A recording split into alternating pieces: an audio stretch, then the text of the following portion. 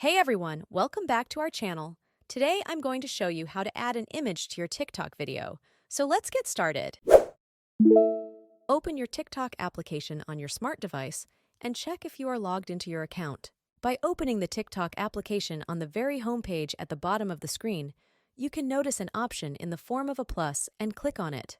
Clicking on the plus option will open a new page where you will click on the upload option in the lower right corner of the screen.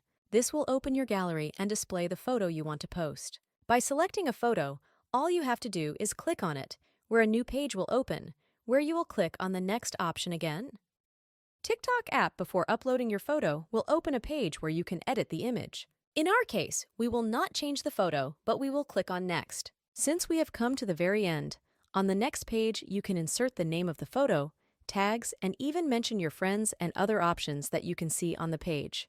When you've done all that, all you have to do is click on the post option, and that is that. By following these simple steps, you can easily add an image to your TikTok video. If this guide helped you, give it a thumbs up and don't forget to subscribe to our channel for more TikTok tips and tutorials. Thanks for watching and see you in the next video.